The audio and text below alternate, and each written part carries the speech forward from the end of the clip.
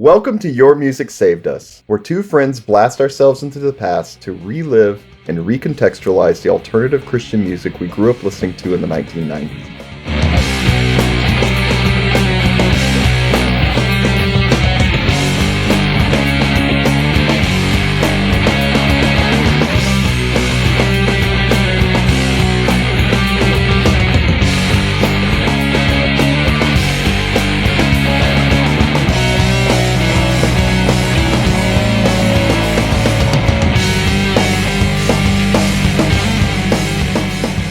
My name is Jay, and with me is someone who tripped on the great movie ride, Clifton. Clifton, how are you today? Good. We're gonna do some real recontextualizing today, by the way, so... That's fine. That sounds good. Yeah. Clifton, what are we listening to this week? Well, Jay, we got a real, recommended if you like kind of thing going on this for this episode. So according to their record label, you might like this band if you like Sunny Day Real Estate, or Poor Old Lou, Jeremy Enoch, Live, Foo Fighters, Plank Eye, Page of the Lion, Shudder to Think, Jeff Buckley, Pearl Jam, or Roadside Monument. And I don't know that I get the Jeff Buckley thing, except for maybe, Marty was like, also Jeff Buckley, guys, and they were like, yeah, fine, Jeff Buckley, well, who is that? Yeah, no, I don't know. But, at the time, I was a fan of Poor Old Lou and Plank Eye and Page of the Line and Roadside Monument, so basically all the bands on that list that I'd heard of, I was a fan of. So you know what? I think it works pretty well. What were we talking about?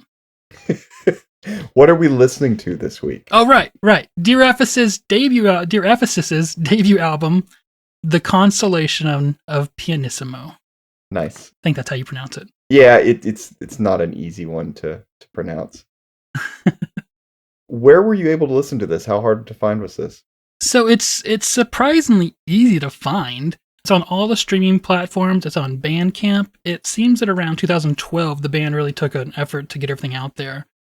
Although it's kind of weird on Spotify in that there are two versions of this album on Spotify. One of them has a trademark to Bulletproof Records, but that is not the one that the band put up. The other one that the band put up has all their albums. So if you see Dear Ephesus with an icon for this album cover, that's the wrong one. And if you see Dear Ephesus with an icon for the Absent Sounds of Me cover, that's the right one. All right, I got another question. Are we getting preached at in this album? You know, it's hard to say. Aaron, who's the lyricist and the vocalist for the band, said, everything I write is allegorical and metaphorical. So I think that our challenge this episode is to read everything into these lyrics that we can imagine. Just go crazy with them. All right, I like it. And you kind of started with this, but tell us a little bit more about the band. All right. So being broken up before the end of 1999, there's quite a lot of mentions of Dear Ephesus on the web, but there's very little information about them. So the only hint that we have to how the band began is an interview on Phantom Tollbooth with Aaron in 1998. And from what I can gather, it seems that Aaron pursued acting after graduating from high school, both professionally and with further education. And I'll quote here, he quickly moved from commercial work into missions. With a friend, he began writing and playing acoustic music. And then, quote, this is quoting him inside the quote, God brought me to the love and the joy. And he started teaching me this lesson about putting aside all this pretentiousness and this quest to make it to the top that so envelops people from the world, end quote. Other friends joined and Dear Ephesus was born. And once again, quoting him, I'm not interested in building up fans. I'm not interested in building up some kind of scene. I just want to share what God has given. So I don't know exactly when the band began, but they were and always have been Aaron Wiederspan on vocals, Brett Levson on guitar, Ed Lamosa on guitar, Louis DeFabrizio on bass. These are impossible to pronounce names. And Jeff Irizarry on drums. Sorry, guys. I tried. I think it's Louis DeFabrizio. DeFabrizio? I think I listened to another podcast, but it's okay. Okay. You know. All right. They're from Orlando, Florida originally, and from what I understand, a lot of the guys are still there. In late 1996, Aaron, quote-unquote, stalked Pro Lou bassist Nick Barber and somehow convinced him to produce their first EP, A View of Epic Proportions, which was released independently. They recorded that album in November of 1996, and they actually talk about that. They have a really good Bandcamp page where for each album they kind of talk about it a little bit, and they go into some really interesting details here. This is from their Bandcamp page on that record. They said, recording the EP was an education in taste, in songwriting, in arranging, in patience. It made us uncomfortable and downright mad at times. Nick's hand was steady at the helm. He was never rattled, stayed always on point, and replied to every tantrum with, let's run through that again.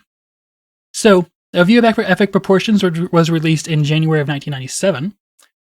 And probably sometime after recording the EP, John Ralston joined the band for a short period, and if you recognize that name, he is the primary creative force behind Recess Theory and Legends of Rodeo.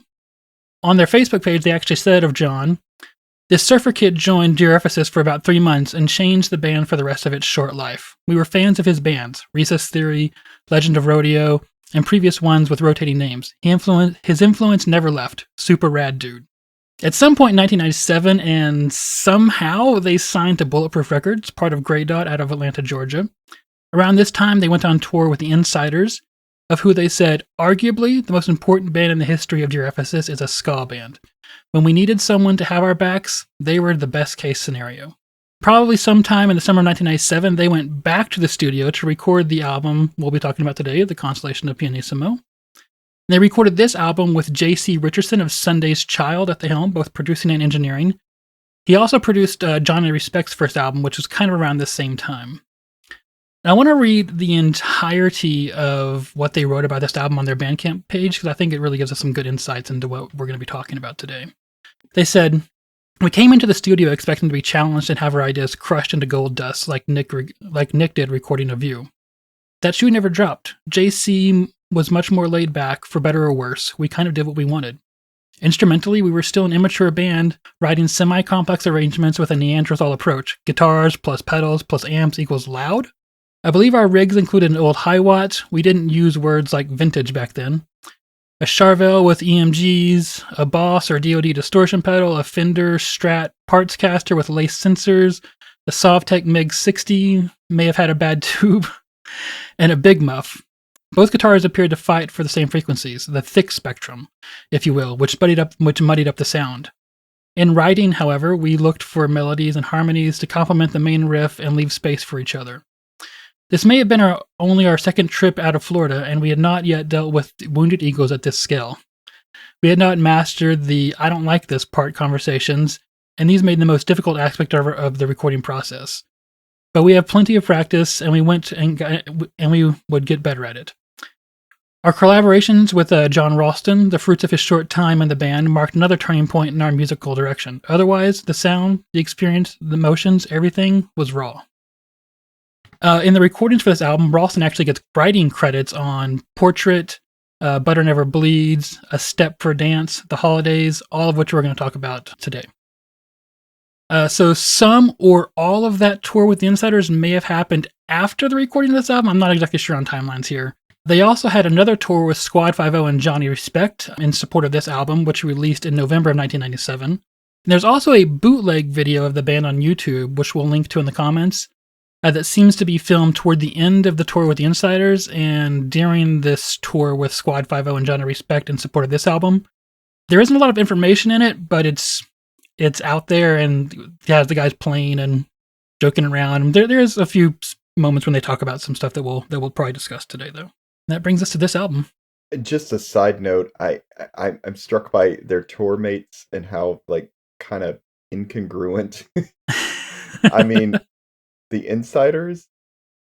Yeah, it's just interesting how some of those tours back then used to kind of stick these bands together. I mean, Johnny Respect and Squad 50 doesn't really fit with them either. Probably better than the Insiders, but it's interesting. Johnny Respect and Squad 50 don't fit with them except that they're label mates on Bulletproof. Insiders is kind of a weird one. I don't know where that came from.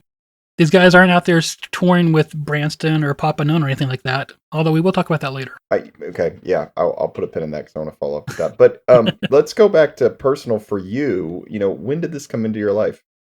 Yeah, so I remember the album coming out. I think it came out in what did I say, 1997 November. So towards the end of 1997. I remember seeing it on the shelves, but I also remember it took me a few months to really listen to it. So I was into 1998 by the time I really listened to it. As you know, I was kind of into like punk and leaning really a little kind of towards Cosmos Express at this time. So I don't think my brain was quite in the space for emo as a 16 or 17-year-old. Maybe I just wasn't dissatisfied enough until my senior year in high school, which is really when I found this album. I don't know, maybe this is unique to me, but I remember knowing that some of my friends really liked this album, but we never talked about it. It was just kind of a personal thing that I listened to and I enjoyed. I remember sitting in my car listening to it, waiting for songs to end, because this isn't just like the kind of music that you just come and go from casually. You end a song and then move on, I guess. Did it play any other role in your life? One thing I find weird about this is that I remember it being really important to me at the time, especially musically, just being a huge departure from what I was listening to before. You probably wouldn't think it's that huge because, from punk, but to me, it felt like a huge departure, going into the emo thing a bit. But then once I really found emo, I never returned to this album. Like once, I listened to it my senior year in high school, and then my freshman year in college, when I really found emo, I didn't really listen to this anymore. It probably prepared me for, getting into bands like Recess Theory, Branson, Papa Known, Mineral, Sunday Real Estate, Braid, Jimmy Eat World, Red Animal War, that kind of stuff. You remember Red Animal War? Yeah. Yeah, they had that like one good album, and then they went weird places. They had a song about baseball later on. If you write a song about baseball, you've jumped the shark in my book. I don't know. That's weird. Anyways, back to this album. So I think it opened me up to a lot of that, but I find it crazy that when I got into all that, I didn't return to this for some reason, and I think that's probably, I would say, like my life was less rich for it. Yeah, I'm gonna relate to that a little bit. I don't exactly remember when I got into this, although I do remember talking about this album with a friend in Spanish class, strangely, that was into similar music, but he somehow called it Dear Ephesus. And that just always stood out in my mind. But I want to relate on one point, as I think you're right. It's one of those albums that I, for some reason, didn't return to later. And I don't remember when I had this album, if I had heard like Minerals Power of Failing or not. It was probably Mhm. near the same time. And so my ears were really, and I loved that. So my ears were really Mhm. peaked for like the word emo. And yeah, I'm relating to what you say though, because for some reason I just never really came back to this once I kind of got more into that genre. Mhm. I I don't know. And Yeah. that does raise one other question I wanna ask, and we can think about it as we go, but I guess the question is, and this is, I mean, you could ask this about any album, but is this emo? Really? I mean, I think we'll get into it more as we go. But also, any songs that you remembered? I had a few that I was like, "Oh, yeah," that I remembered from this. Any that stood out to you that you kinda remembered before you went back? Yeah, this album has really memorable songs on it, I'll say that. So, Portrait, The Holidays, Player Piano, The Flight of Peter Pan, those definitely stood out in my mind. Yeah. Yeah, me too. Also, Butter Never Bleeds. Oh, yeah. Yeah, I think Butter Never Bleeds musically stood out in my mind, but not like the title Right. for some reason, yeah. So, you were into this album at the same time. Did do you have any other memories of it? No. Oh, I yeah. wish I had a better answer, but honestly, no, and I don't know why, but I don't. Yeah. And so we'll probably discuss this as we go through, but your question of is this emo? I think who, to some extent, who cares, right? Right. But I would say that if Sunny Day Real Estate is emo, which could be argued, then yes, Yeah. I think emo has and let's be clear here, emo has a definition. Emo isn't just anything emotional. So all you people who are like, oh, emo is anything, you guys. But emo is a very specific thing that came out of the DC hardcore punk scene where they took that hardcore punk sound and started injecting a little more pop into it and injecting more of this emotional feeling. So it's not just hardcore. It has its slower moments and more introspective moments, and it's more. I'm gonna say emotional, but we're specifically talking about the sadder side of emotional here. Yeah. And so it has a very important definition there. But then I will say that when Sunny Day Real Estate came along, I think they took all of those aesthetics and created something that if it's not that emo, it is equally deserving of the name emo. It's just a different phase of emo. Yeah, fair. And so, I think, Sunny Day came along, they injected more indie rock, a little bit of grunge into emo, and they created their own sound. And then they had, the whole thing that happened in the mid to later 90s is largely inspired by Sunny Day Real Estate. Right. Yeah. Also Fugazi. Yeah, of course. I think when I do remember listening to this and wondering that, though, again, I think maybe I had gotten that Mineral album at the time and was like pretty obsessed with it and was trying to, and it's not really the same as this, but going back into it and listening to it now, I almost was like, yeah, this is emo. Compared to back then, I think I was like, I don't know, but it's got so many of the just kind of classic things, the loud, soft dynamics, the real twinkly guitars, like so many things. I would say the vocals are probably the thing that sets it apart. Yes. It's kind of a different style, but anyway, we'll get into all that. I'm going to get us off. We're going to get on rabbit I think trail. you could say that kind of like Mineral and Dear Ephesus are both really dependent on Sunny Day Real Estate, but in different ways. They kind of take different parts of it away.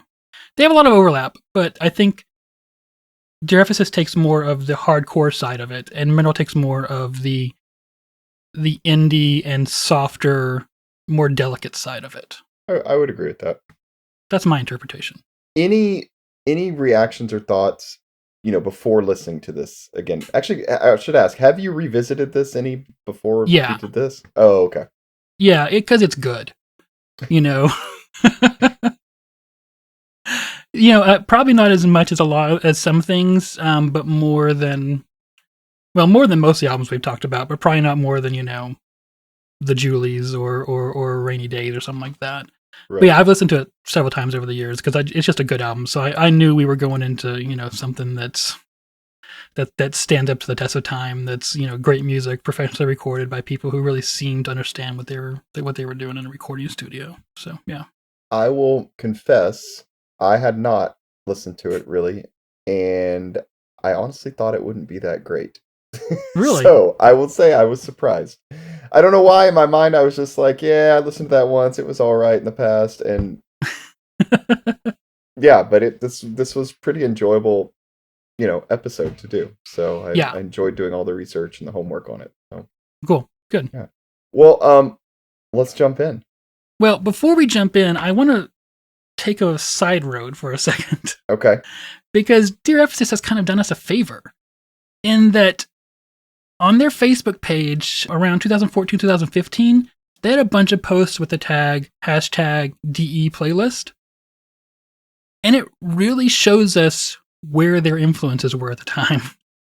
Oh, nice. So they just did individual posts with like, here's a song by a band, and then they kind of gave some background on it, like what it kind of reflected in them. I have a whole page of things here. I don't know that we can really spend that much time on this, but I want to hit some highlights here, So, for example, they posted Monkey Wrench by Foo Fighters and said, not joking, when writing Consolation, we rehearsed this song before every practice. So, obviously, big influence. I already told you one about John Ronston. They posted his song, No One Said This Was Easy. Jimmy Eat World, Lucky Denver Myth, they said, played this nonstop during our last tour. They actually do, there is Jeff Buckley on here. They posted his song, Grace. And they say, Consolation, producer JC told us about this guy who had just died. I think I used my per diem to buy Grace on cassette in California, and Aaron and I jammed to it outside Eugene's house. Hallelujah left us speechless. They posted a whole album by Jeremy Enoch, his whole first album, and said the SDRE/Enoch shadow is still very long. So that's quite obvious here. They posted the Poor Old Lou song. What Poor Old Lou song do you think they posted?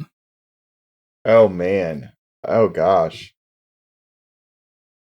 I feel like it could be a lot of them. Was it off Sin? Yeah. Yes. Ooh. You'll never get it. Okay, then never mind. They posted Cannon Fire Orange. Oh. Okay, yeah, that would not have guessed that one. Nope. But then they did say tough pickings with this band. So they had a hard time picking a song. Sunvolt Drown. They said a buddy of Aaron showed him Uncle Tupelo after Sunvolt put this single out. He was all, check this out. And I was all, this isn't country. And he was like, I know. They posted Luxury's Pink Revenge and said this one goes out to all the bands who got knocked out of a bill because we were playing. We're sorry, but you shouldn't hold on to that. Forgive and forget, man. I don't know what that means. They posted Braid, the new Nathan Detroit's. They said when this record came out, you could hear a lot of touring drummers sound checking with the song's intro. That right, yeah. Pearl Jam, Do the Evolution. They said we went to a Blockbuster record store in Nashville when this came out and listened to the whole thing there. They posted Sunny Day Real Estate's Janu. They said the OGs. Yeah, I know Fugazi and whatever. Joe Christmas. Do you want to guess which Joe Christmas song they posted? Couplescape. No. Okay. Good guess, but no. Scrabble Girl, which is my favorite Joe Christmas song. Oh, okay. Nice. Hum, Downward is Heaven, said was the jam on tour. The Get Up Kids. They just quoted, "Have you heard the Get Up Kids?" Every emo kid in 1997. Right. Yeah, that's exactly accurate. Yeah. They posted Lug Soul, who they would go on to do a split 7-inch with. Squad 5-0, of course. They said 2 long tours, showcases, and many other one-off shows. Camaraderie, friendship, and they were never not fun. Built a spill, keep it like a secret. They said a god amongst men. True. The Promised Ring, Why Did Ever We Meet? And they just said this band, and I feel that right here. That gets me. Also, on their Facebook page, they talk back and forth to each other, but under the Dear Ephesus account, so you can't tell who's saying what. But it's really entertaining. Anyways, all right. Now we can get into the album. Nice. No, good finds. I didn't see that, and I appreciate kind of knowing some of the influences coming into this. Yeah. Okay, let's talk about the album. It opens up with the song Portrait. Yes. So it starts off with this quiet guitar riff that you're like, doo-doo-doo-doo-doo. And really from like the first moments that you hear this song, you know you have something great on your hands. And it isn't just the notes, and it isn't just the guitar tone, but even in those first few notes, which strictly and technically speaking are super cliche, but something special is communicated in those simple notes. There's like this quiet, reserved thoughtfulness, and it comes in the way like the notes are expressed. Like the singular notes feel like they're soft, like hand-picked, finger-picked, and then followed by a chord that's hit a bit harsher, but kind of reluctantly. And then, boom, wall of sound, post-punk, post-hardcore guitars with lots of minor sevenths. And you immediately hear some Sunny Day Real Estate influences with all like the way the guitars are layered and stuff. But at the same time, these guys have their own sound going on. It's not derivative. It's not super influenced by any given band. And it's just, it immediately feels nice.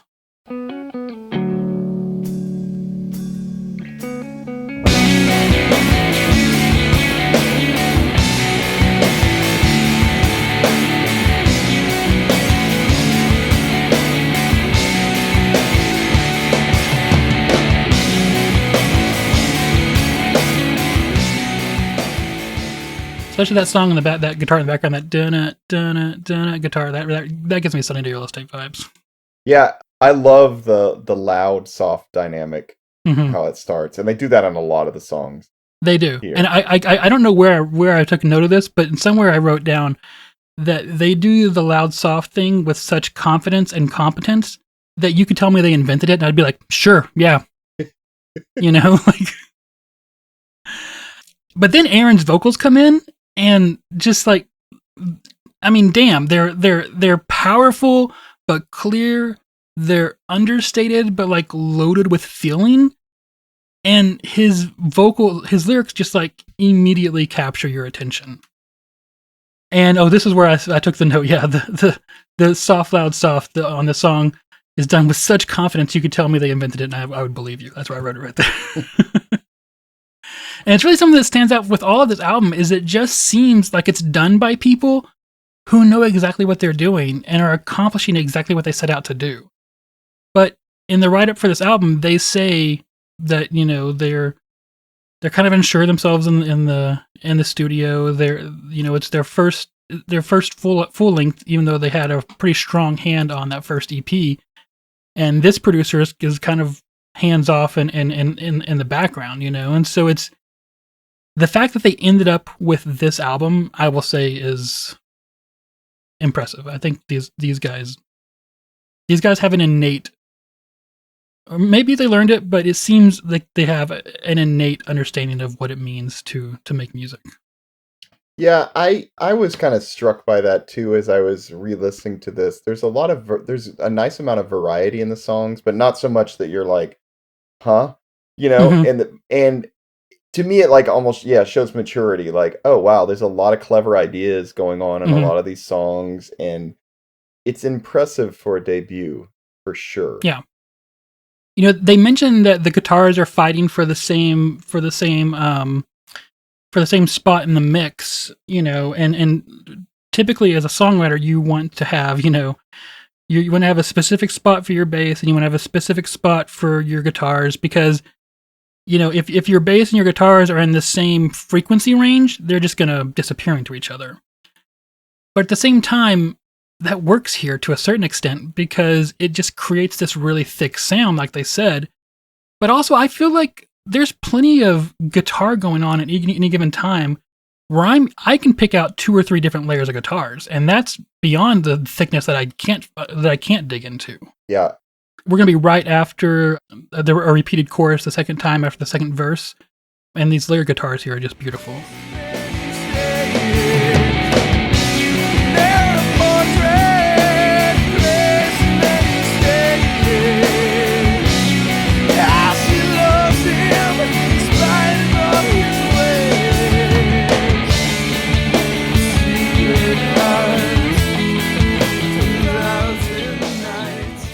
That immediately goes into this bridge that kind of just grows a little bit more desperate as it goes.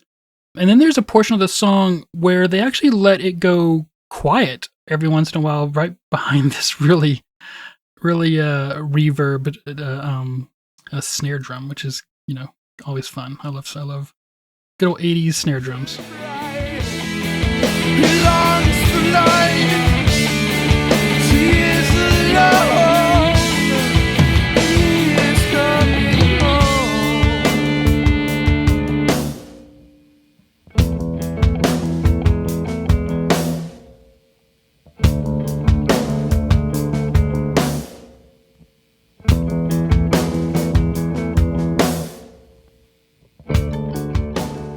It's funny.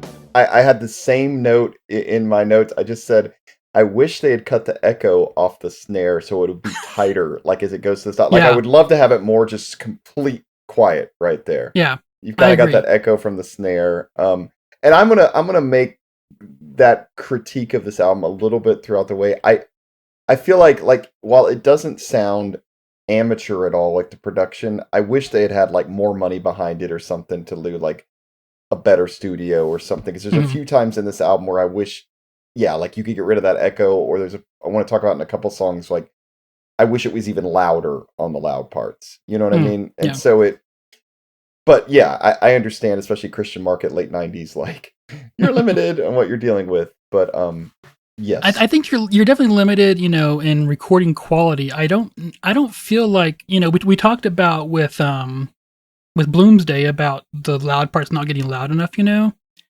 And I don't feel like this album is suffering in the same way. I think that they do let the loud parts get loud. There's always going to be a limit to what recording can do with that, you know? It's never going to feel like a live performance. But I think they do a pretty good job of that. But for right there, to on your first track on your debut album, to have portions of it where you just go absolutely quiet, that seems it seems pretty ballsy to me, you know? Yeah, yeah. It's definitely different than anything, especially that was coming out in the Christian market Yeah. at the time. Oh, for definitely. Sure. And a lot of people kind of give credit to Dear Ephesus here, that they're probably the first band to really bring in this emo thing. You know, we've had a little bit of screamo kind of with Bloodshed earlier than this, and there's emo kind of on the outskirts of things, but this is probably the most just emo album that comes out on the Christian market at this time, I think. Well, there is Roadside Monument, Good point. 12 Hours Away, Bringing a Man, but like that is a very different style than this album. Yeah. This is much And more that's hues closer to Sunny Day and those things than that one does. I think that even he's a little more closer to, like Cap'n Jazz with a little bit of that math rock thing in it, right? Yeah. So, yeah, there is Sunny Day. You're right. So that eventually goes back into this, there's this point right after that where this starts to build back up, and there's this point where the bass goes, boom, and then bam, right into Wall of Sound. Let's hear that.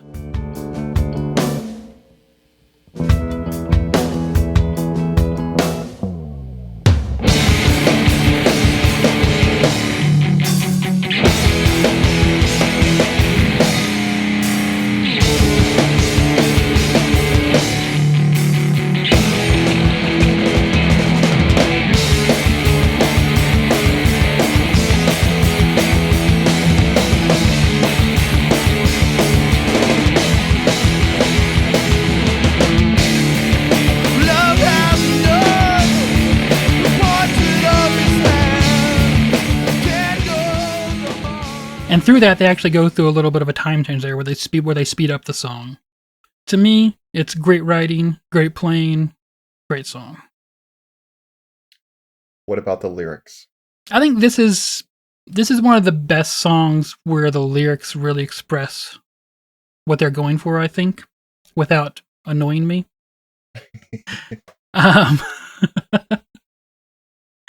So I want to read the first verse and the chorus here. It says, "She's a princess in her name alone, and how her beauty exceeds the moon. A breath of life when she fills his space, but he didn't know he's been so consumed. He truly loves her. They're a portrait of grace in many shades, and he's growing, learning more each day. You know she loves him in spite of all his ways. They're a portrait of grace in many shades." What do you think, Jay? Well, I cheated a little bit, but Me too. It's sounds like it's about his marriage. Yeah. I think that's mostly clear even before you do the cheating thing and read their website. Right. Tell us what the website says. So, website basically just told us this is about marriage to his wife Sharon. So, funny enough, Aaron and Sharon. And they give Bible verses on every song, and I did not look at all the verses on this, but they are listed for every song on their old website if you can find it in the Wayback Machine. We'll have it. Yeah, so it's mainly about the marriage. I'm looking for it exactly right now. Where is it? He says, "I've come to realize in my short time of being married that I'm not too good at it. I truly praise God for the far surpassing blessing my wife is to me, and I stand in awe as I watch the Lord sculpt me into the husband he desires me to be. Marriage is beautiful." No, I was just going to say, I do have a question, though, about knowing that.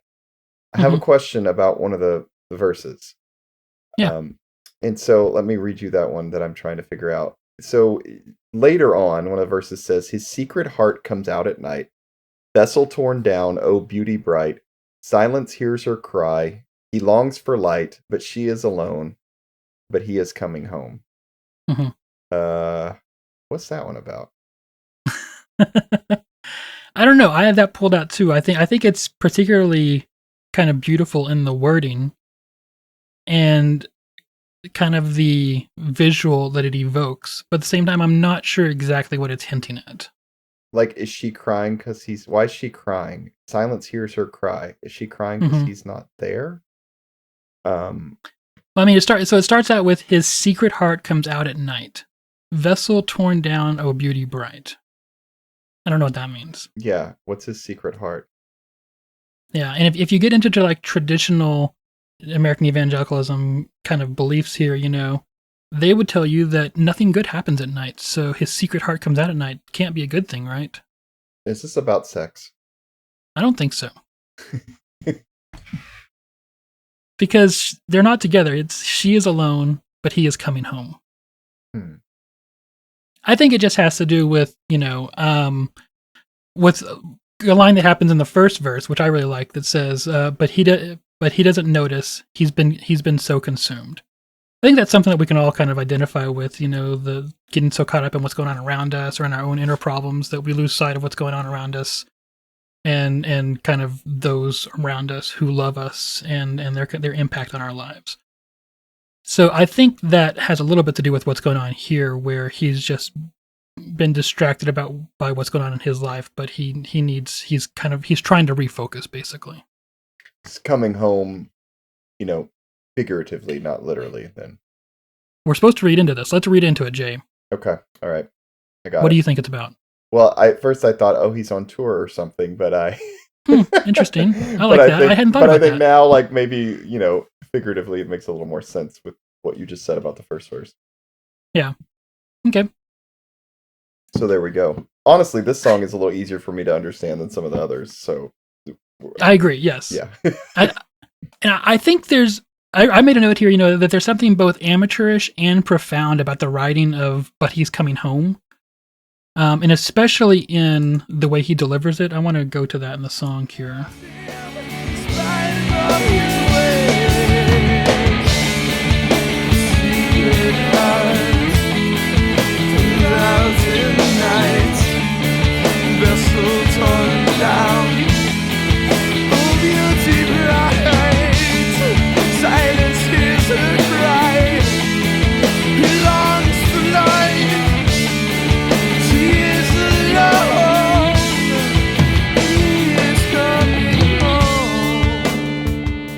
It's interesting to me that but he is coming home part of that is kind of it's delivered in a different voice than the rest of it, where it's the rest of it's kind of building into this like anguish kind of thing, and then it kind of breaks and but he is coming home is almost in the background. It's almost swallowed into his vocals. His vocals have a lot of vibrato kind of in them, which I was listening, I was trying to think what makes his vocals so different, and I think that's one key part. Is he has that going on a lot. I did see the Counting Crows comparison in multiple places when I was looking this up, which I would have never thought about, but then I went back and listened to a little Counting Crows, and I was like, well, when you play them side by side, not exactly, because again, he has more vibrato in his voice than, I don't know the name of the singer Counting Crows, he doesn't really, but it does kind of share a similarity. Because it has this like bottom of throat, like right, It's not that high, like nasally emo, like a lot of the stuff. It's a very different style vocal for this type of music. So it's unique. Yeah, I think it's part of what gives them their unique sound is that his vocals aren't occupying the same frequencies as most emo singers are. So in a sense, the guitars have to do something different than what a lot of emo guitars do. Yeah. So they have to occupy a different place in the mix. And so it just goes about giving them that unique sound. All right, should we keep moving here? Yep, let's go to, you want to do the third song, Butter Never Bleeds. Yeah, and we're going to skip songs here. I don't think there's a bad song on this album, but we can't talk about them all, All right, so this song starts with some feedback and goes into some like rough guitar, like almost chugging, but it's not chugging, which is nice because I don't like chugging. And then in the verse, it has kind of this like post-hardcore inspired like harmonic squilling. Let's listen to that here real fast, kind of behind the vocals.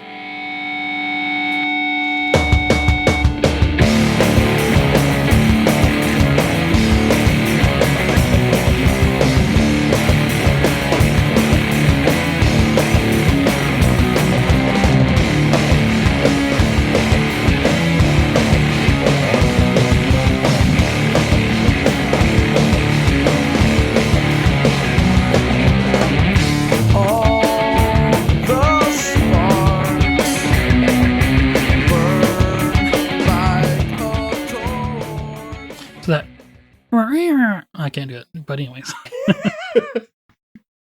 No, I like that part too. Yeah. So this is one of the, overall, this is one of the harder songs on the album, but it's kind of fun. It's kind of, there's an energy to this song, and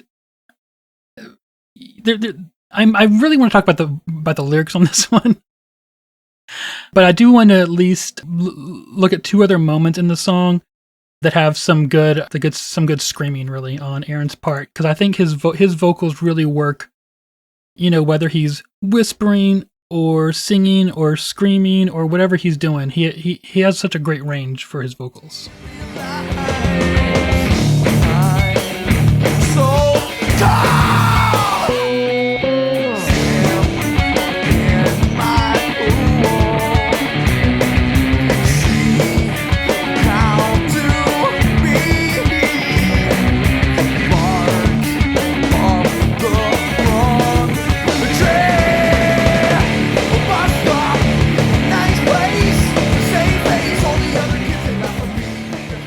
And I like how the song kind of falls apart after he screams right there too for a second. It feels like that with that like I put that in my notes too. I really like when he screams on some of these songs. Yeah, I hadn't thought about the part about it feeling like the song is falling apart, but you're right. That's something that kind of, there's a tension in all these songs on this album, and probably the ones that we're talking about, especially because I like that there's a great tension that comes from the temporal feeling of all these songs. I think temporary, maybe I should say that. I want to skip to one other part.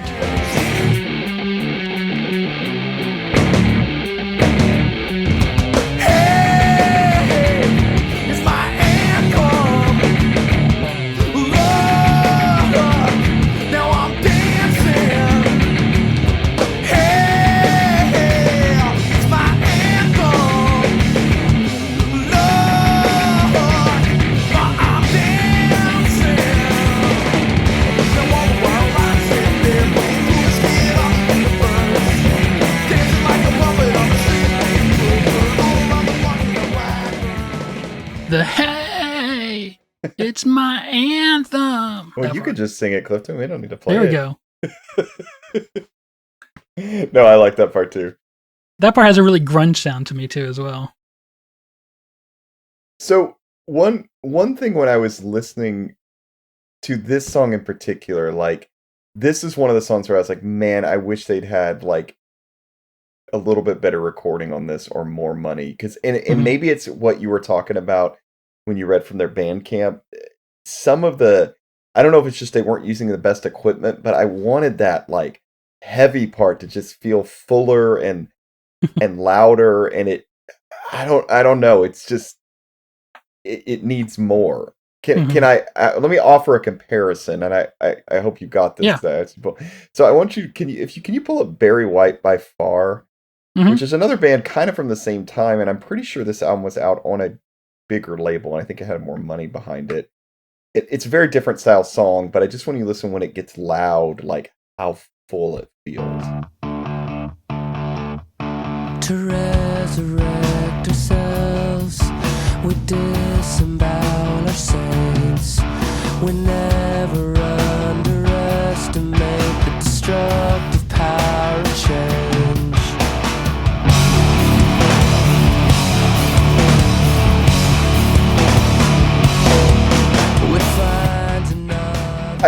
That right there, just, how it's got that really low, deep end, just really full, like that's what I'm wanting to hear on this album. And I know it's not their fault necessarily. It's just like, oh man, if we could have heard this with that, it'd be powerful. Yeah. I think that has more to do with mixing on it than anything, honestly, because they let the song stay quiet, and pretty quiet. Like, whereas these kind of, even though there's loud, quiet parts on this, the songs stay, if you're looking at like the hertz that the loudness of it on a meter, it doesn't really change all that much. Whereas that song was allowed to be quiet there, and they really they also kept it extremely empty with just the guitar and a little bit of drums. But then, yeah, you're right. That bass that comes in there, that is just booming. You're right. Yeah. So one thing that's really nice about this album that gives it a lot of makes it feel a lot more complex is that even though it has somewhat standard song structures, it doesn't feel like it because they make they make the different parts sound different enough, and then they add in little one-offs here and there, that really make it sound like a lot more complex songs than they actually are. Yeah. So, shall we get into the lyrics of this? Yes. Would you like me to tell you what the website says? Not yet. Okay. So, in an interview, Aaron posed a challenge for everyone to prove the truth of his lyrics on this. He asked people to go cut a stick of butter in half and see if it bleeds or not. I don't know.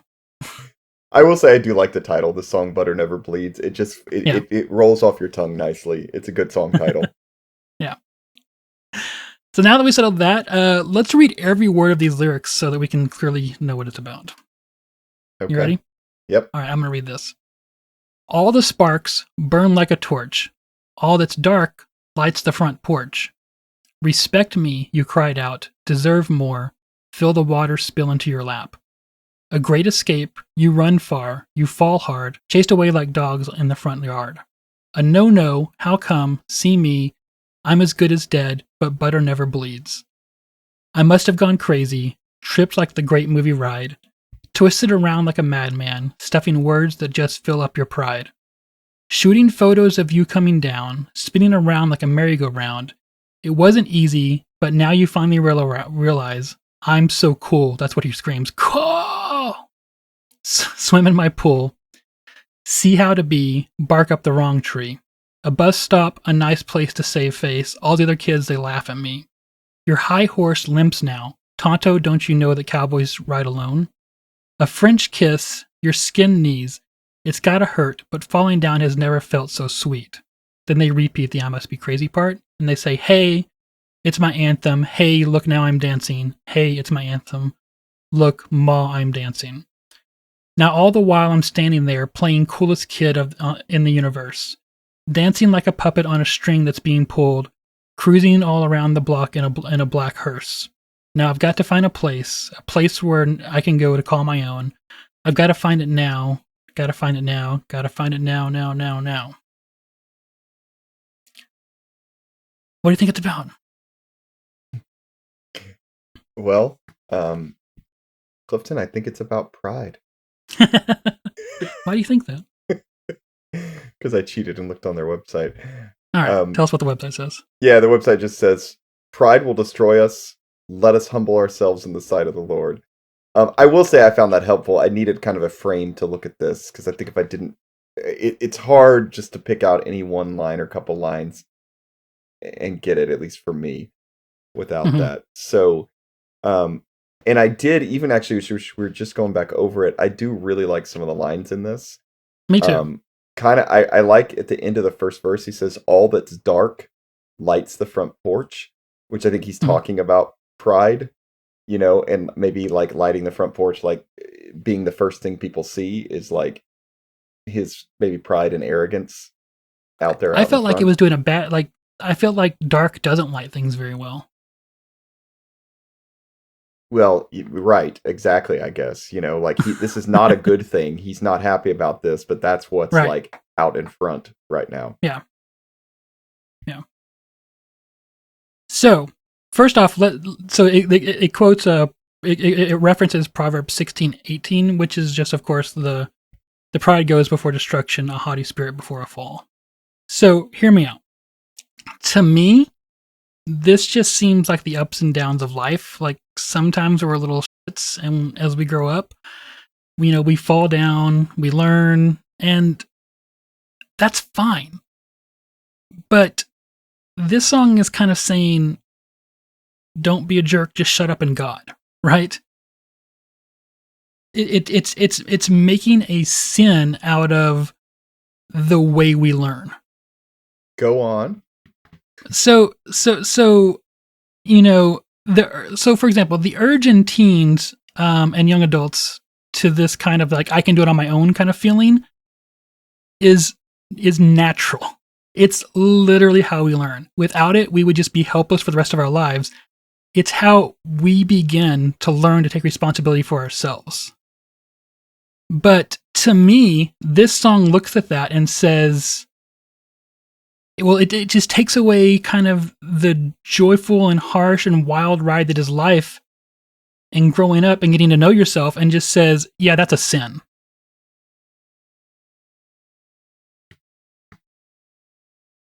I'm thinking about it. I don't disagree with that idea playing out all the time. I'm wondering if I see it as much in this song. Mm-hmm. I mean, I did have this thought the other day, and this is not about the song, but just in general about the church and Christianity, about how, it's in some ways, some of this is kind of a racket, right? Because it's like, oh, we're going to tell you what you're doing is wrong, and then we're the one that have, the tools to fix it. So like, right. Like, okay, hey, cool. Do you know, actually that's bad, but here's how you fix it by coming to us and, devoting all your time and money and energy. And so and I think what you're saying is a little bit of that, right? It's like, this is actually normal life stuff. Yes. But we're saying it's bad and a problem. And so now you're putting all this energy into trying to overcome something that's natural anyway. Yeah. Basically, in American evangelicalism, we're taught to judge ourselves as unworthy so quickly, when we should really just be giving ourselves a fucking break. American evangelicalism is so obsessed with sin and so terrified of it. And why? Why are you guys terrified of sin? Didn't Jesus already forgive you of all of them that you could ever possibly commit? Just live, And to come back to what you were saying is, yeah, and because this is not the last time we'll deal with this subject. In fact, most of the songs that we're going to talk about here deal with this same subject, as far as I'm concerned. And what I wrote later on here, in thinking about these lyrics, that that to build on and then to come back to what you said is, when you have to be broken to find what is quote unquote true, that true thing is probably just a grift that's going to take advantage of your weakness, right? And then for that, my two biggest ways of saying, hey, this thing is a grift are, number one, is it preying on you in your time of weakness? And number two, does it tell you what the problem is and then also have the solution that it wants to sell you? Those are the two biggest things that seem like grifts to me. And that is literally American evangelicalism. Yep. Yeah. Yeah. I don't understand it. Jumping back to lyrics for a second, did you ever figure out what butter never bleeds means? It literally doesn't bleed. I mean, I kind of wondered if it was like he was saying he's butter and like it's some kind of metaphor about that, and in like in a kind of an embarrassing, like, way, like, I don't know, imagining a big like slab of butter and just like, oh cool, that's me. Because he says, I'm as good as dead, but butter never bleeds. Yeah. So yeah, I don't know, this one was a struggle. Is he saying he doesn't bleed because he's stronger than that, or is he saying butter doesn't bleed because he doesn't have anything left to give? That's more what I felt like. I felt like he's just like a blob of fat or something, basically. Like it's just like nothing impressive, Okay. Because there's a lot of that idea in this album of, I don't know if I want to say self-hatred. That's too strong, but like, no, there's a lot of self-loathing on this album. Being angry and frustrated with yourself because of, like you're saying, probably things that are pretty natural, but not feeling like they were the godly thing to do at the time. I have one other aside on this that I've been pondering and I cannot figure out. Maybe you had a lead on it. And this is because this is the line that stands out a lot in the song, just when you hear it, at least to me, when he says, tripped like the great movie ride. Okay, I know what the great movie ride is. It was a ride, at, what was it, MGM at Disney. There, right. Is it MGM Studios at Disney? MGM, I think, yeah. Yeah. Their studios at Disney. It's actually no longer there. I think I did some research on this. I think they took it out in like 2006 or 7. I have been on the Great Movie Ride when I was Oh, there, like really? in the 90s. It's just basically like all the best parts of movies, and you travel on this little, like, I can't remember if it's a boat or, a little car, and you go through it. You see them all, and so I was trying to see, is there something people tripped on? Like, I don't know why this is in there. I know the band is from Orlando, so this is a local attraction to them, but I could not figure out what this is about. Well, it says I must have been crazy, tripped on the Great Movie Ride. So maybe it's saying, like, this should have been the easiest thing I've ever done, right? Just get on a boat and let someone show me great moments in movie history. But I don't know. did But he, still failed to do that. I do Yeah. like the next 2 lines, though. Twisting around like a madman, stuffing words that just fill up your pride. hmm. And then the next line is shooting photos of you coming down. So is that Yeah. like blackmail material or Schadenfreude? What do you? I don't know. Well, the other thought I had, keeping with the theme park ideas, when you like come down a roller coaster and they take photos of you. So, like, pretty literal. I was wondering if that was it. You know how they would try to always sell them to you, when you leave. And Yeah. stuff. So I thought, well, maybe that's it, because he talks about a merry-go-round next, so we kind of got the whole theme park thing. I don't know. You're right. We should stay there more. Yeah, you're right. I struggled with a lot of songs with this kind of stuff because it is kind of vague and Yeah. I will say I did like the part where he says, "Hey, it's my anthem," just in the song, the way it kind of breaks down. Oh, yeah. Right there, and the way he sings it. Still unclear what his anthem actually is. I assume it's Butter Never Bleeds. Yeah. Even though he only says it once in the song. Yeah. So, I don't know. I like this song quite a bit. I wish, and I watched it live on one of the videos, but still, when you're not there, watching it live, especially on a poorly recorded, like, VHS tape from the 90s, just doesn't really do it justice. But, Yeah. Again, I like the song and I would love to even hear it fresh live, like, with even more power behind it, because it's cool. It's definitely, like, probably the fastest song on the album. And kind of changes the flow of things, because this next song definitely slows down a little bit. It does. Should we talk about the videos of them live real fast? Sure. I think they have an amazing presence. I think that they pull off way more of what's on the album than you would think they would live. Right. And then Aaron's presence is spot on. Like, it's energetic. It gets down to the feelings. He's a really good front man, I was very impressed by it.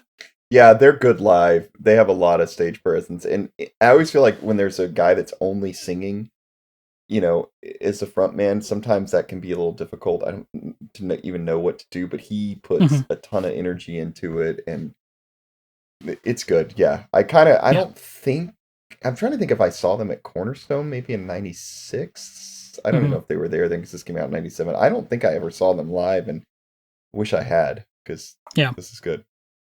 I'll also say that you sent a link to me of some things that Keith Huntington he videos a lot of stuff, and he has a bunch of stuff on YouTube of shows from around this period, and he has a bunch of shows from Tomfest '98, and of all those shows, they all sounded like shit. But when Dear Ephesus came on, their mix live from stage was almost what you hear on the album. Like, it was, everyone else just got out there and turned their guitar up as loud as possible and was like, good luck to everyone else. But these guys came up there and like have a mix that they lived in. It was really impressive. Yeah. All right, yeah. let's move on to the next song. So did you not think that? No, I did. I just couldn't think of anything clever to say, so I stopped myself. Song 4 is A Step for Dance. So this song starts off with just some delicate guitars, and Aaron's vocals, and then I want to play a part of that, but also go into right after his vocals drop out, we get these kind of like background oohs that emerge out of this first verse that are kind of really haunting, and I want to listen to that and appreciate that. I think it does a really good job setting the mood on this song.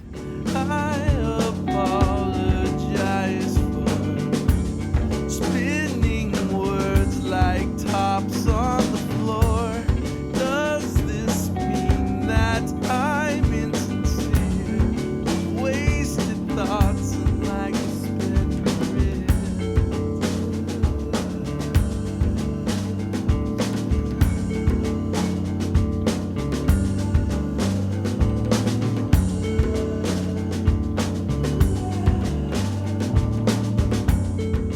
If you're not listening for it, you can kind of miss them just there in the background. Did you hear them? Yeah, I did. I kind of was thinking I'd like to hear more of that. Like, I wish they would have kept that for longer in the song. It's They nice. do. It comes back. I'll play a little bit more of it later. And one of the things I think is just really impressive once again is just the number of different rhythms going on. You know, so the drum it has kind of carved out this really like kind of almost like a marching rhythm, but it's keeping it going.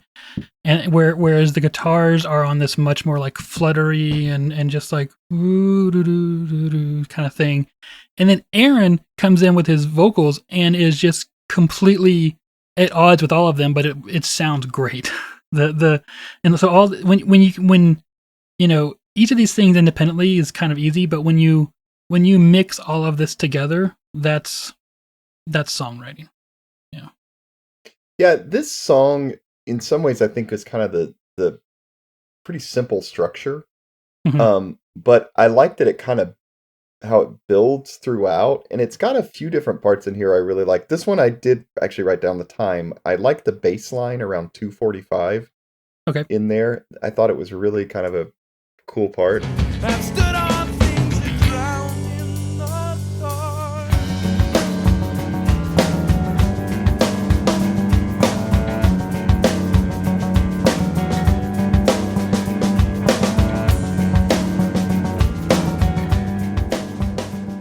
I mean, it's real high, but it's just doing something kind of different, you know? Yeah, and they have like a cello or something like that taking the bass part right there. You're right. Mhm. That Yeah, was it's very nice. again, it's something where you're like, this feels like a kind of mature band to be Yeah. doing that stuff. And then I love the way it gets when he screams out, "Burn the stitchwork from my eyes," how it gets really loud right there. Yeah. Like I'm a fan of the, soft loud in this one. Notes blast my soul. Casket never knows. A dead man craves life. Why the rose pick his advice? Dance the step of love. Sun the waters to feed the dove. Gospeless and dry the skies. It's the road for up my time. Anyone who is a boy when he's new and now sets toy. Running back his quilt alive. Find the stitchwork from my head.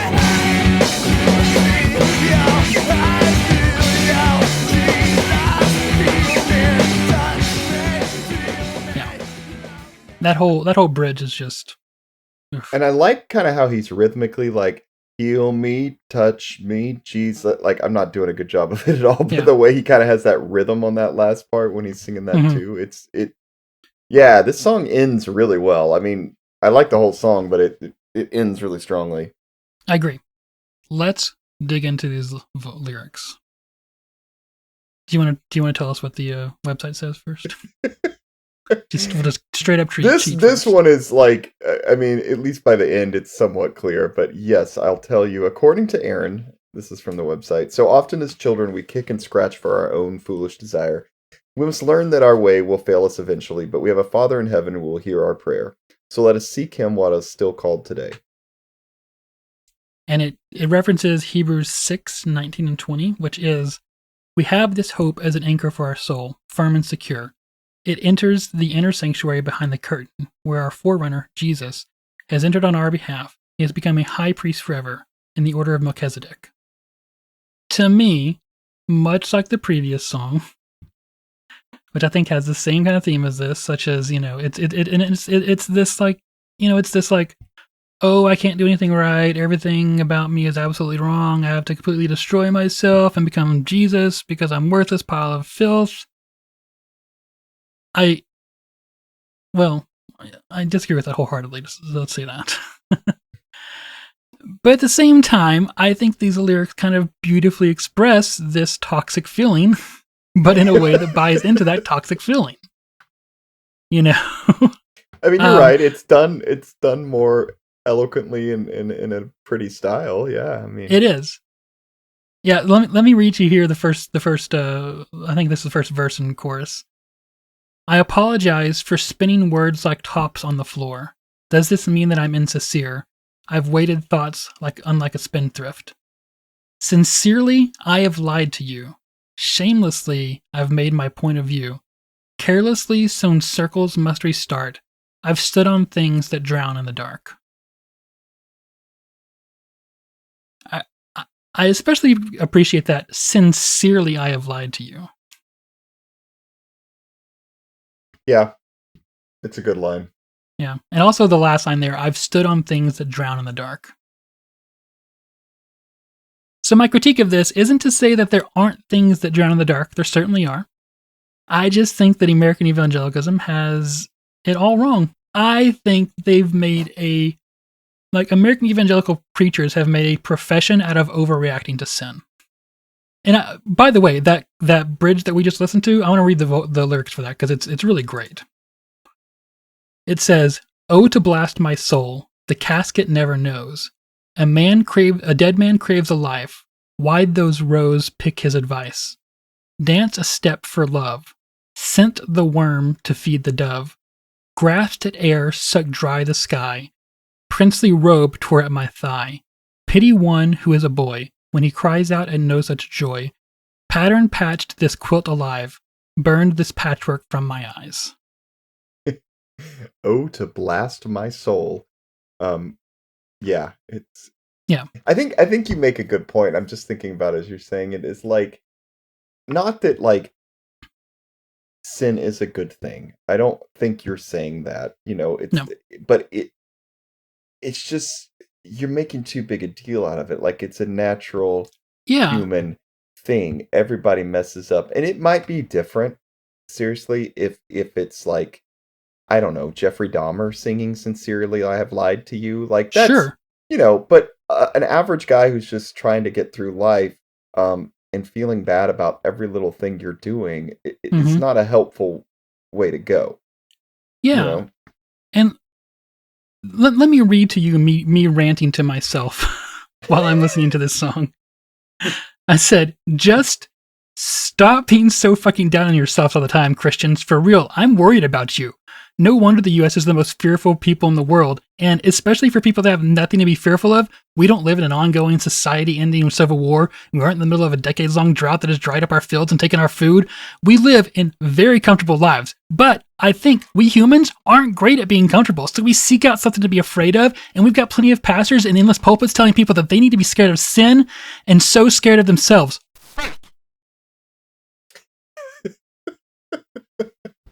That's it. Oh, yeah, Stop being scared. It's not healthy. right. And it's, I don't know. In some ways, this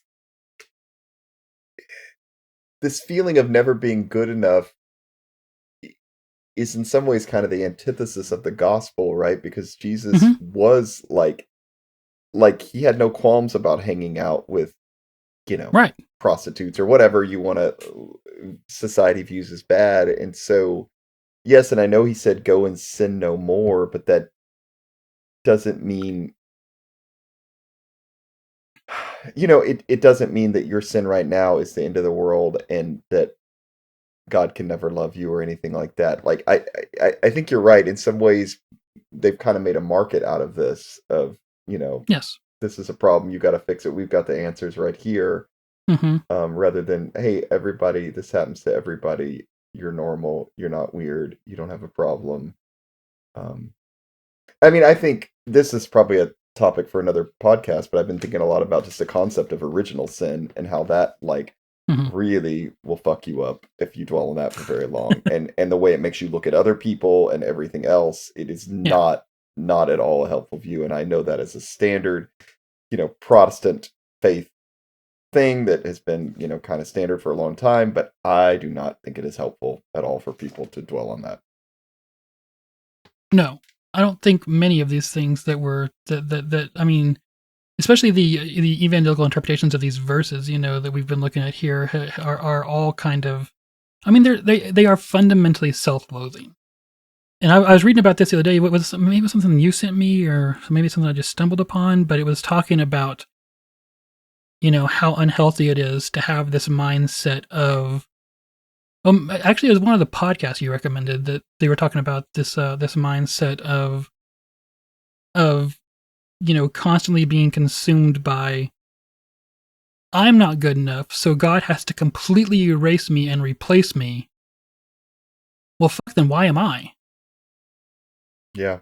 Why start with me? If I need to be completely erased and replaced, why do I matter to this equation? Right. There's no place for me in this equation. God loves you. Obviously not. Yeah, it can cause some mental anguish, to say the least. Yes. Speaking of mental anguish, let's move on to the next song, The Holidays. So I will say I really enjoy the way this song starts off, the way he counts it off. It's just kind of a nice thing that I feel like a band on your first album, some bands might try it and not pull it off, but they pull off most of the kind of adventurous things they do on this, and it flows as an album too. I mean, it's really nice. Yeah, I mean, we literally end with a beat and a step for dance, and it's like beat, and then he comes in with the count 2, 3, 4.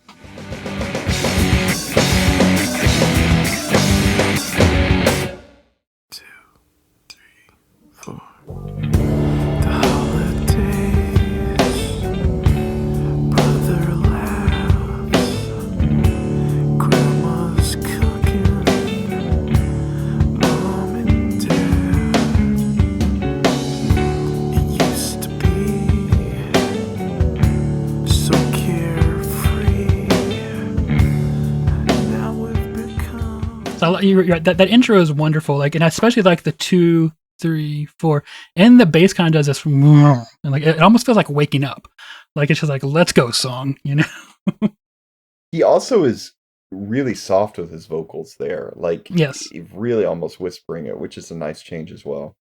Yeah, and the lyrics are fundamental to this song. So I think we're gonna get into them pretty soon, but I do want to talk about a few things before we get there. But that first, he starts off with there, we used to be so carefree, now we've become a divided family, which is kind of would you say, like the thesis of this song? Yeah, I would say so. Yeah.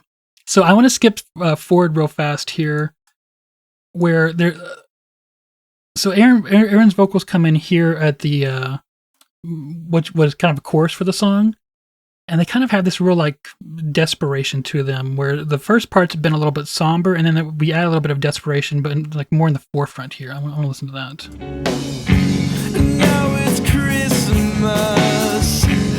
Gather round the tree. Something's missing. Is it only me? Stockings hung. Aaron just has this, and I think that right there is a good example, just his ability to bring a sense of like acting, to kind of like acting out the scene of the narrative through his vocals. That's kind of vital to understanding the emotional core of this music. And I think it's one of the reasons that you can really, even though his vocals are very different from a lot of emo band vocals, it's one of the most emotionally evocative parts of these songs. Even the music is excellent too, but his vocals are really interesting. I often say that I don't like people who can sing. And when I say that, I almost always mean people who are more interested in singing a song than they are in telling a story through the vocals of the song. And Aaron here is kind of a prime example of the kind of vocalist that I just adore, that kind of every expression of each vocal is carefully considered and delivered as a performance with intended meaning, not just singing the words in a singy way. I explained that really well, right? Actually, it makes sense to me. Yeah. There's, like you said, there's a lot of like falsetto in this and vibrato. And a lot of singers do falsetto and vibrato, but they do it more as just like a technical skill than as a means to express what they're saying. Right. And we heard in the beginning there, with a little bit of history of the band, that Aaron, after high school, went into acting. And I think he brings a lot of that to his performance here, in that it's not just rote repetition of words. He is acting out these lyrics. I think they're great. Yeah, this is definitely more of a personal reflection type song, kind of like a little bit like Portrait at the beginning. My question, and you may have been asking too, is this figurative? Is this actually a personal reflection on his family growing up? I mean, is it that personal? I don't know. Yeah. There's one moment I want to listen to here before we really dig into those lyrics and ask those questions more deeply. We can cut that out and ask it later. We can do that. I love the mangled scream that's coming up here in a second, and then it goes into like the kind of the bridge of where can a young boy hide here. I wish that I had realized that I could run to you.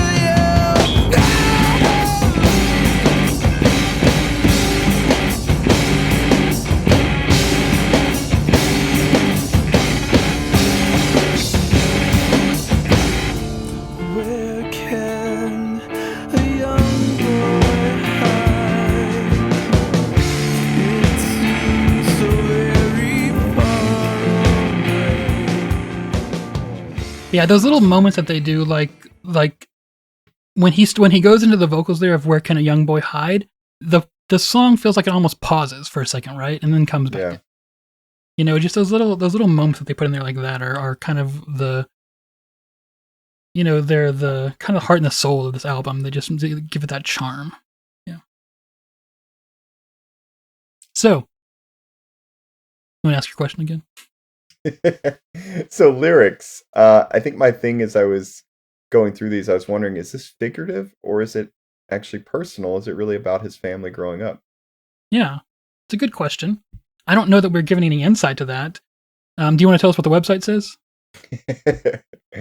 So from Aaron, it says, divorce runs rampant in this country and thousands of kids are hurt by this daily. My encouragement is to trust that even when our earthly family fails us and there seems to be nowhere to turn, our Heavenly Father remains the same and truly gives us a hope. And that hope does not disappoint us. So yeah, I don't know that it seems written with, if it's not personal, it seems to be written with a lot of empathy and kind of, the job of the writer to put themselves in someone else's shoes, so if it's not personal, I think he is a very empathetic person and he does a good job of putting himself in other people's shoes. Right. This song I always think of like Christmas time because it starts off with the holidays and then he says, and now it's Christmas in the chorus. Although I probably would not put this on a Christmas compilation just because it. I mean, our last real episode we talked about we talked about Christmas episode, Christmas in Heaven, and Yes. some of those songs were real weird. But this is like. Gets kind of dark sounding when he gets to the chorus. I don't know. It starts off kind of nice, the holidays, but then it gets like, it's not a happy Christmas. I'll say that it's not. And even though this is about divorce, as far as Dear Ephesus is going to tell us, and there's a line or two that really specifically point to that, such as now we've become a divided family. I like to think of this as more a song just about loss in family. When I was 9, we lost my grandmother, my mom's mom, and when I was 12, we lost my grandfather, my dad's dad. And, those losses hurt, and especially holidays, which are meant to be kind of joyous occasions, kind of hurt all the more, especially after those losses, kind of your first holidays, your first Christmas, after those people have after you lost those people in your family. it feels like there's an empty chair, like there's just something missing to this, and it takes time to readjust from those losses, whether it be from divorce or death or distance or whatever. Your your interpretation of the empty chair is much better than mine, because I've, just recently over the holidays watched A Muppet Christmas Carol, and I was wondering if the empty chair is a reference to Tiny Tim, in Charles Dickens' Christmas Carol, because I'm pretty sure Scrooge does say, like, oh, I see an empty, or the ghost to him says, I see an empty chair in the future for Tiny Tim. So Interesting. I don't know. It was in the zone. One thing I do want to point out with this song is wait a second. There could be one other interpretation to an empty chair. Okay. Which is the Sabbath. Well, is it the Sabbath? No, it's Passover, where you have an empty chair for Elijah. Oh, there you go. Yeah. I don't know. Just a thought. But Jewish people don't celebrate Christmas, Clifton. They celebrate holidays. One thing I wanted to point out in this, I wanted to make sure I didn't miss, is this has the most emo line of any line in the entire album, because he actually says, I think I'll cry. Which I don't know of any other emo album I've ever listened to where that's actually been, they come out right and say it, but it's in this one. Very good. Let's keep moving. We got a lot more songs to do. I know, we gotta get moving. Player Piano, number 6. So this song starts off with this little guitar part that I honestly didn't remember.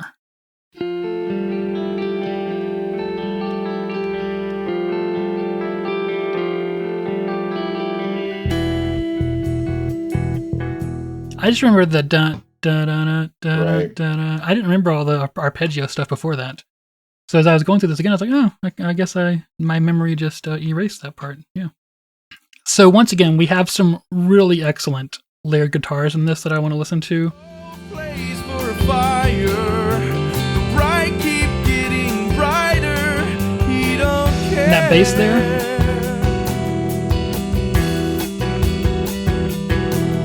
Placed his trust in nothing common. Perhaps it'll get him lucky. Wish I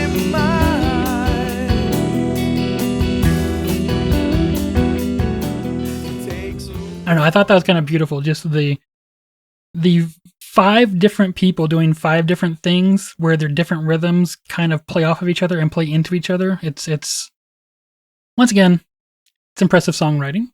And the lyrics of the song in that area right there have like a kind of a mystical feel to them. And I think that kind of all those 5 parts coming together kind of really goes a long way to deliver that feeling into the song.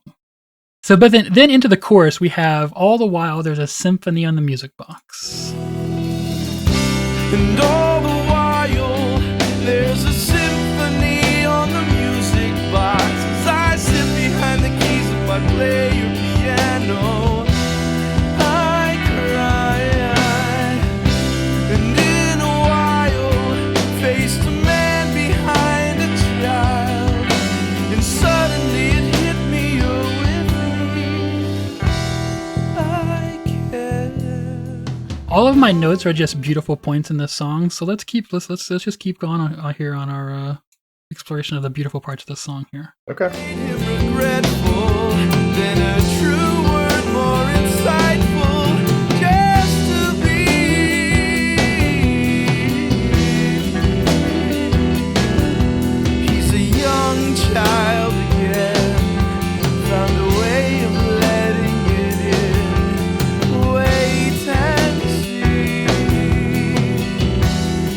Wait and see. I really like that. Anyways, the just to be and the wait and see parts. Yeah. And then I'm going to interpret a little bit here and say this song goes from, a little delicate dealings with a child, and then all of a sudden a man behind the child comes forth, and is there conflict?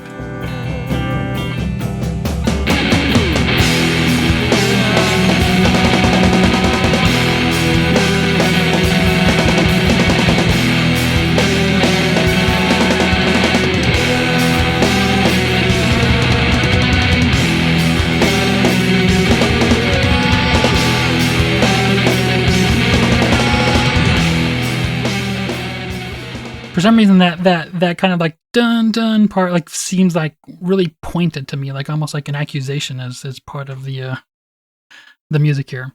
Yeah, dun dun. Right. Yeah. So lyrically, what do you think the song's about? Oh, Clifton, why do you ask? I'm just gonna tell you what he says on the website. Are you ready? Yes. Our Lord is there calling us and patiently waiting while we do our thing. The Lord tarries because he desires that not one of his children should perish. Now, if we would be patient and wait on him, we would stand amazed at what things he would do. The Lord's timing is perfect. Interesting. So the chorus of this is, all the while, there's a symphony on the music box, and as I sit behind the keys of my player piano, I cry. And in a while, faced a man behind a child, and suddenly it hit me, you're with me, I care. I enjoy the metaphor of there's a symphony on the music box as I sit behind the keys of my player piano. Two things that make music without us having to play them. Good point. Yeah. But I don't really know what the song is like. I don't know how that feeds into this idea that God is just waiting. I did sense a shift in this song from the first verse to the last verse. The first verse seems more like, boy without God kind of thing. To the last verse seemed like, I found my way, God is with me kind of thing. He says in the last verse, he says, a long way from his home, took the choice to make it his own, not alone. And it seemed like, he's kind of transitioned from being without God to finding God. Okay. Interesting. He's a young child again, found a way of letting it in, wait and see. Wait. Right. Speaking of he's a young child again, I want to move on to the next song. All these kind of songs kind of feed into each other lyrically. Yeah, I'm glad you said that. I mean, I think that's a common theme in this, is like being a boy, being a kid kind of thing. It happens a lot on this album. Yeah. And it's going to be this song and the next song that we do. So this next one is A Boy and His Kite, which is an interesting song in that it's probably the only song on the album that's in 3/4 time, and it feels a little bit like a waltz. Hey, I said that too. Good job.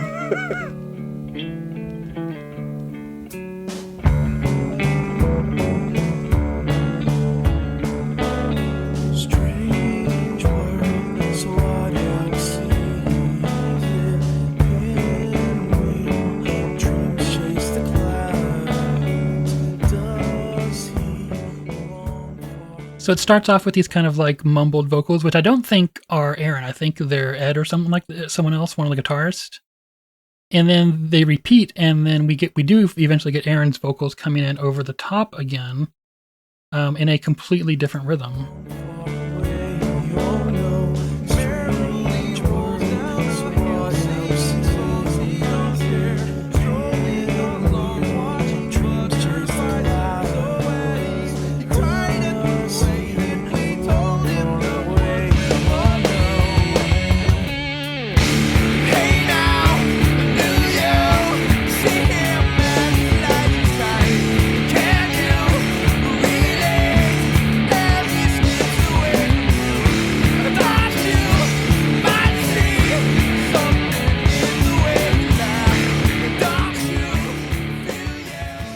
I'll tell you the truth.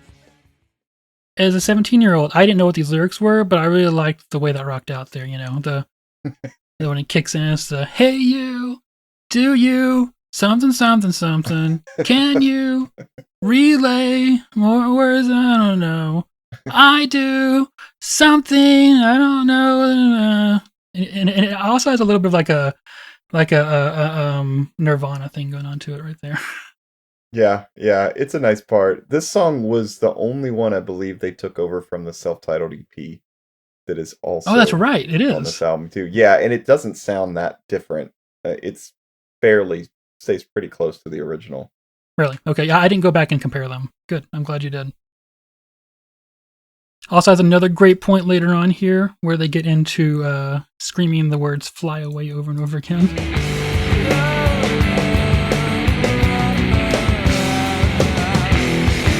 That way,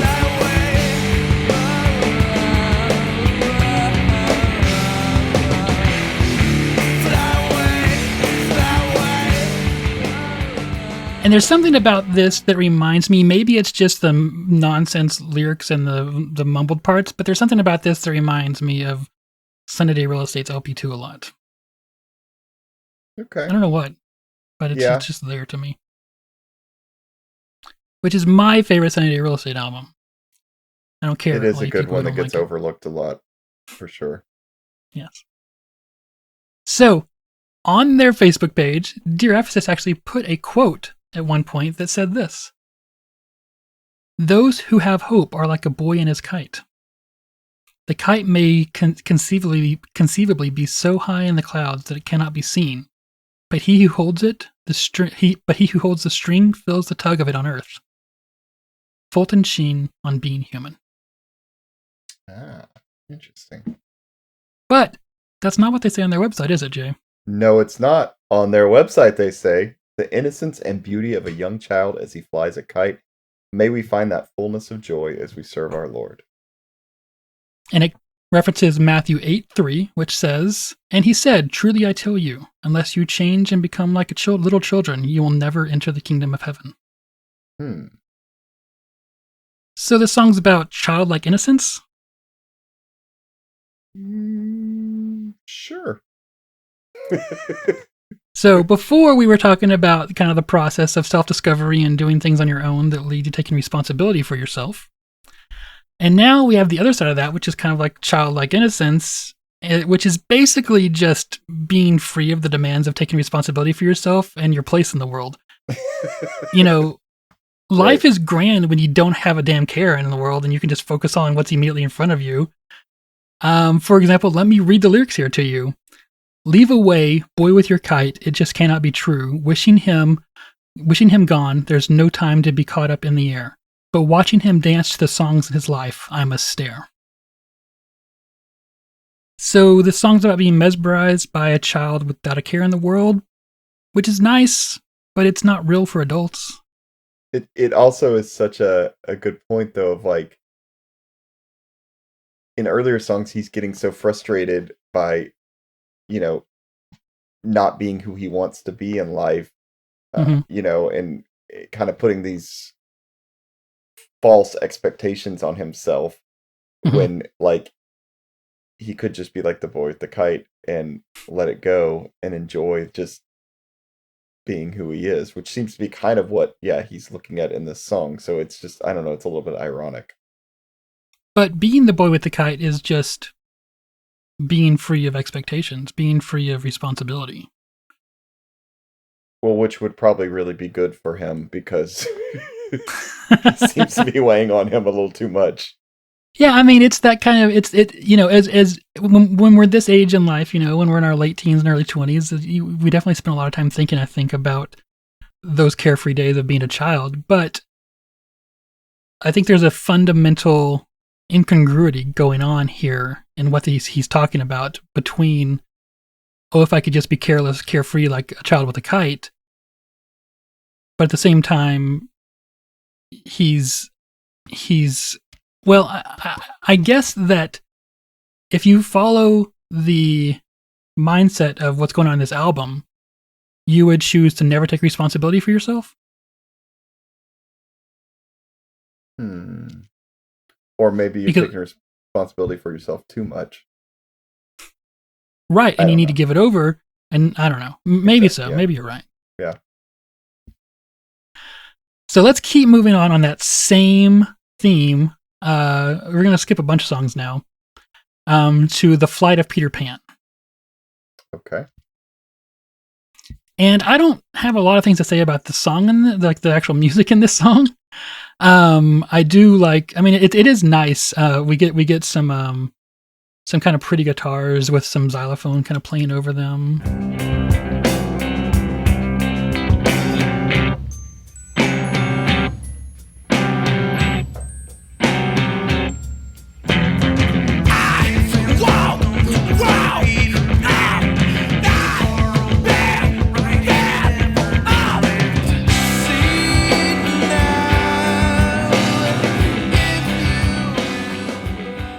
The song doesn't go a lot of places. It really repeats itself a lot, but it does it in a kind of beautiful and jarring and kind of wild way. There's, Dear Ephesus continues on here, kind of, they put in these magical little moments that always make it feel like the songs are going in new directions.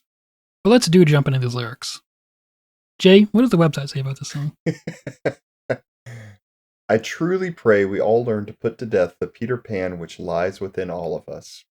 Mm-hmm. So the last song was, let me go back, and Matthew 8:3, and he said, "Truly I tell you, unless you change and become like little children, you will never enter the kingdom of heaven." On this song, he references 1 Corinthians 3:11. When I was a child, I talked like a child. I thought like a child. I reasoned like a child. When I became a man, I put the ways of childhood behind me. Okay, wait, what?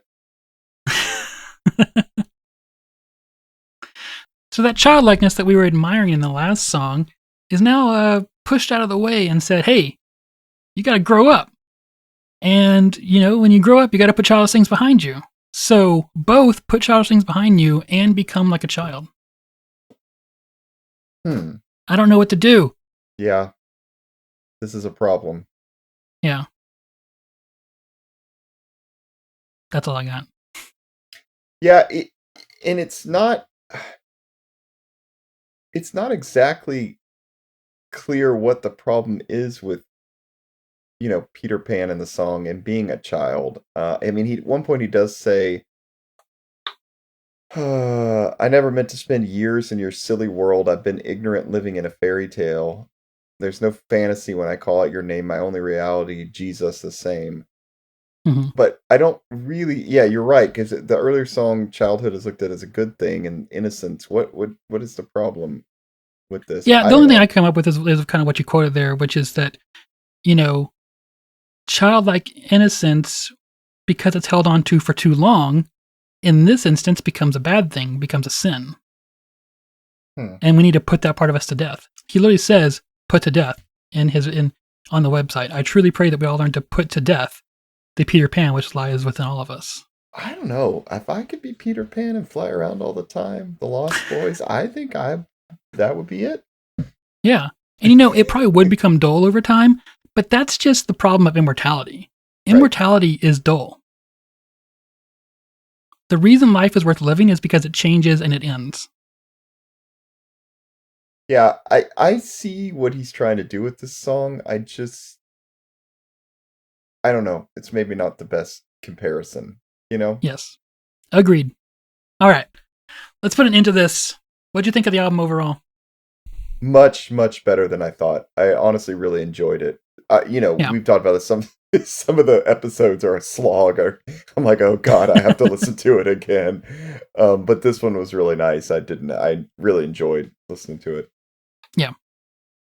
One of the things that I've noticed is kind of this theme of the more non-traditional the music is, it seems like the lyrics are more pulpit pounding, self-loathing, sin-fearing.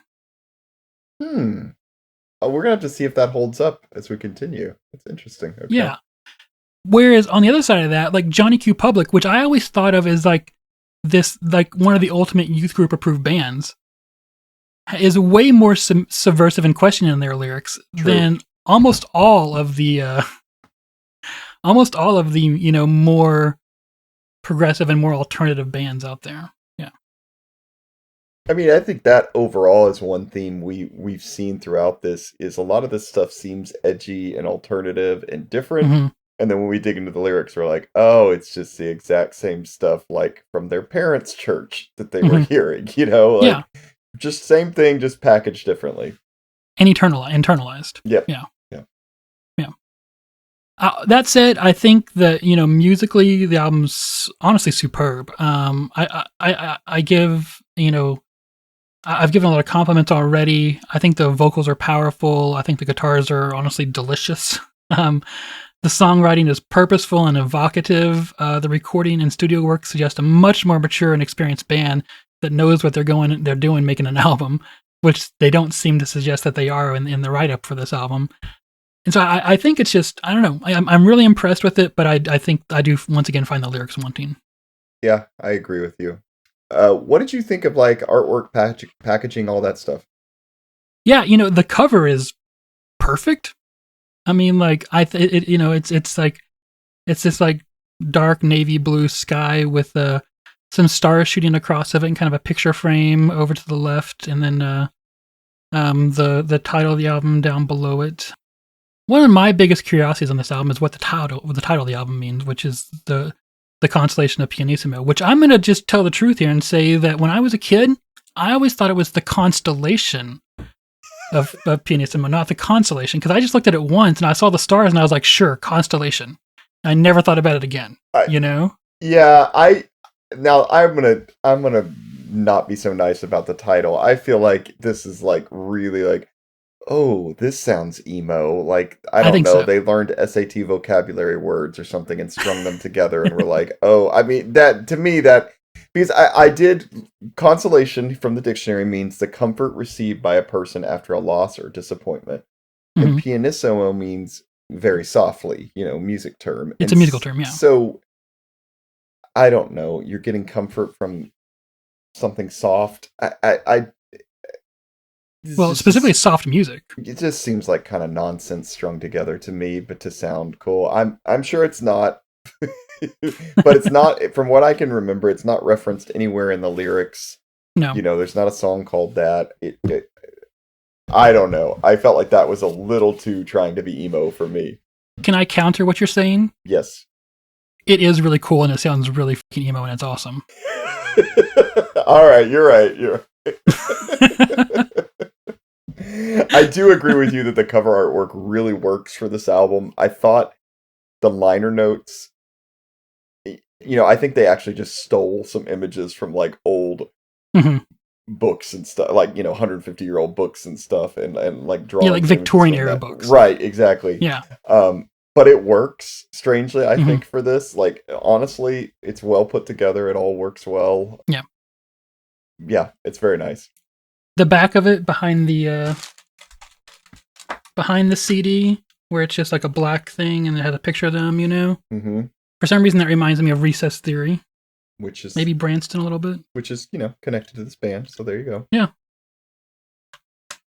Yeah, overall, I think, the packaging does its job. I think it communicates what the album is. One thing I wanted that we hadn't mentioned is there are 2 secret tracks on this album. Yes. One of which is just Aaron kind of with an acoustic guitar.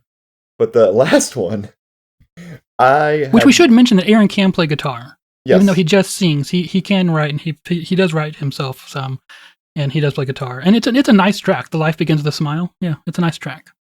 The last one, though, I had no idea what. Actually, can you just play just the beginning of it a little bit? Hello, check. Check, baby, check. Yeah. This one goes out to Sutton Place. Turn it up, JC. We're gonna rock.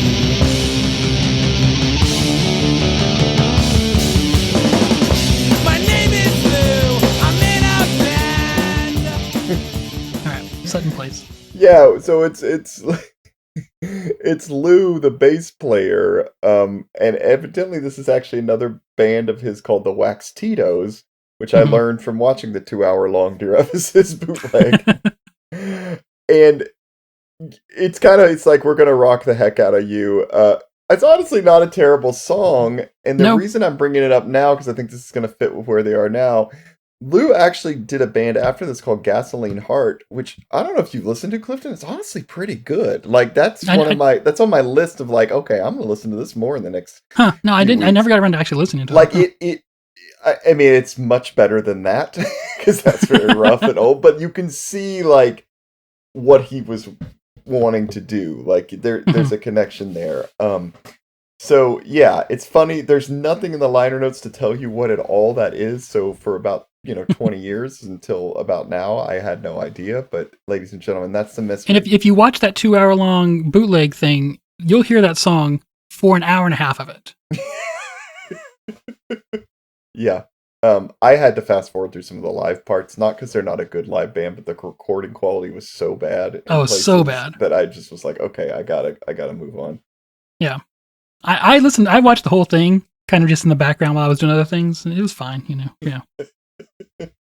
I couldn't have just sat and watched it for 2 hours, though. Right. So, I mentioned a little bit, but where are they now?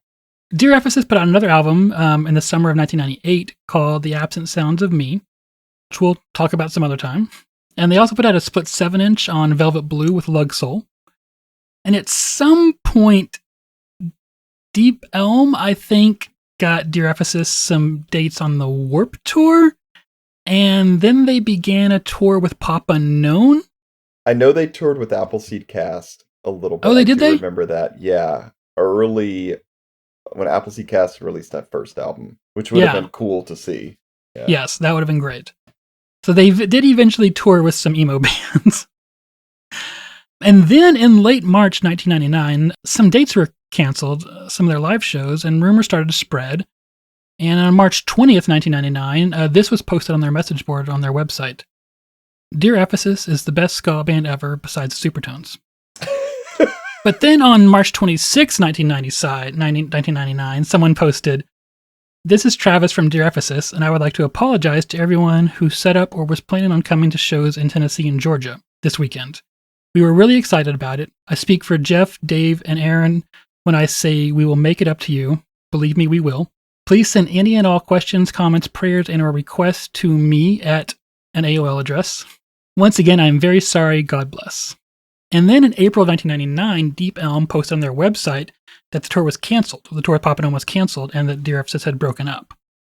I tried to find that update on the Wayback Machine, but I couldn't, but it's referenced on their message board.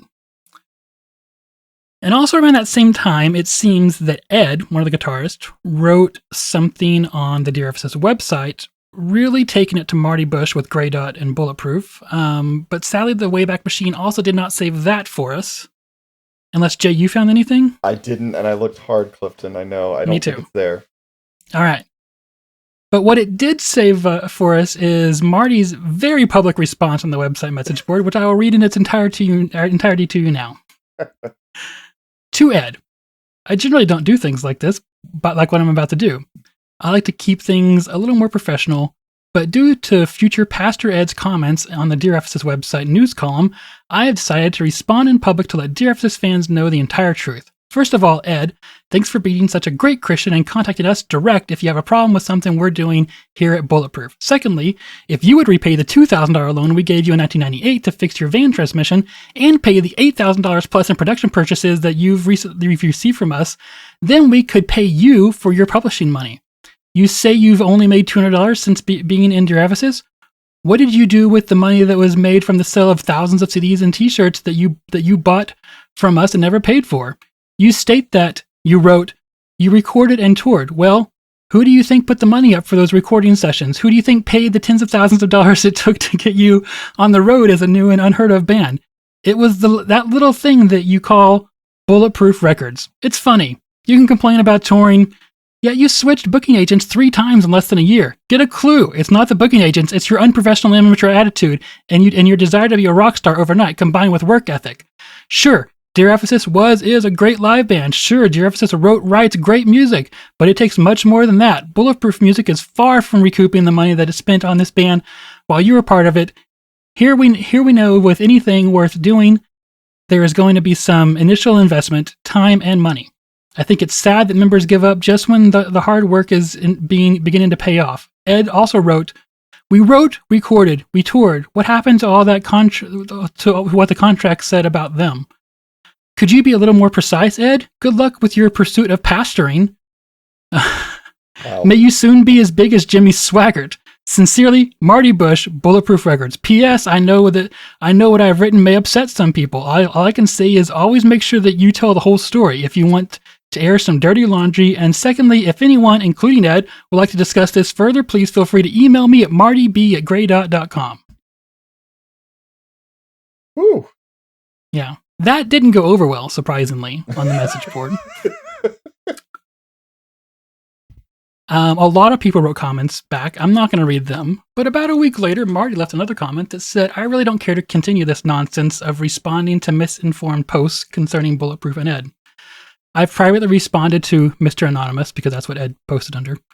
spewing and what would be and would be happy to share this response with anyone personally that writes me and requests a copy. I do apologize for making the comments towards Ed in an open forum where they are completely inappropriate, even though it was in direct response to his accusations in this same forum. However, I do greatly appreciate the opportunity to clear up any rumors or concerns that anyone might have regarding Bulletproof music in a direct approach. Thank you, Marty Bush. Okay, so it didn't end well with the label. Yeah. And I do find it interesting that at this same time, they were obviously kind of flirting with Deep Elm, right? Right. And, you know, because it was Deep Elm who put on their website that announced that the band had broken up, not Bulletproof. And it was Deep Elm that got them the dates on Warped Tour, not Bulletproof. So Dear Ephesus was broken up, and I'm sure there are people that know what happened exactly, but I don't. It does seem like Ed got upset. Ed was one of the guitarists. In the bootleg video, there are some points where the guys are obviously very dissatisfied by the Christian music industry. There's a part where they're in a Taco Bell, and they're eating, and they are kind of, talking about their dissatisfaction with the way things are run, and how they would like to get out of it if they can. And they have some, not great things to say about Marty Bush. They don't say anything explicit. They're just kind of like, why are we filming this? Oh, Marty wants us to, kind of thing, They say that a lot, actually. Why are we filming this? Marty told us to. He wants to sell it or something. So, that's what we know. In the end, guitarist Brett Levinson and bassist Lou Sadie, say it again? Di Fabrizio, I think. All right. Bassist Lou you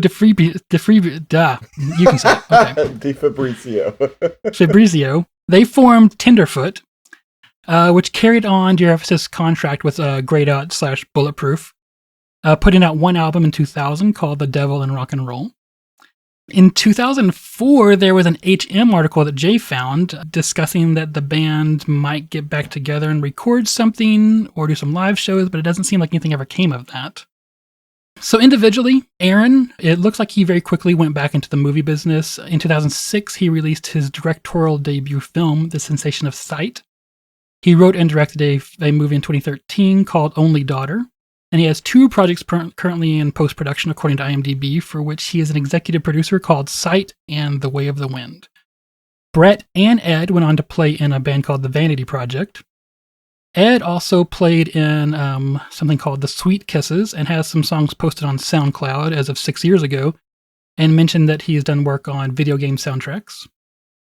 Lou has a moving company in New York City, and he also does, as Jay mentioned, Gasoline Hearts with Jeff and John from Squad 5-0. And also Jeff, the drummer from Dear Ephesus, played in it at one point. He's not in it anymore. That band looked like it was mostly active around 2009, 2011, but they've become active again, it looks like, in 2020. And then Jeff, he has a LinkedIn page that says that he's now in the music industry in Nashville. And that's about all I can find on any of them. I saw that that's a drummer, right? Yes. I saw that he played with the Peter Furler band, like, of the Newsboys at some point. Interesting. So I think he's been doing, like, professional music for quite a while, I guess. Yeah. Okay, cool. That's all I know. Awesome. Clifton, do you have an award for this album? I do. It's a soggy award called the I Cried Award, where you get it and you feel like shit and you cry. All right, that's fitting. Okay. Yeah.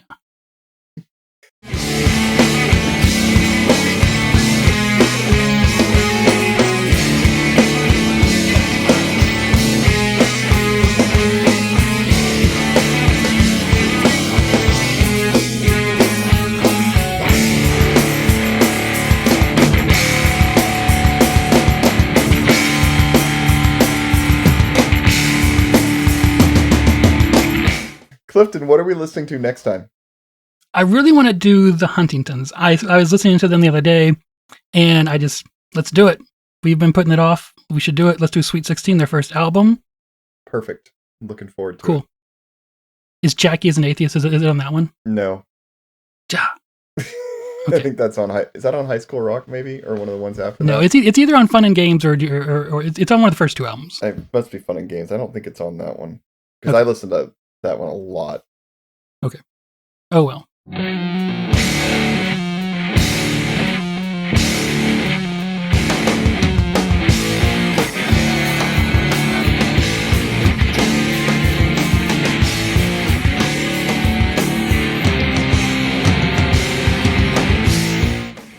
Thank you for joining us for another episode of Your Music Saved Us.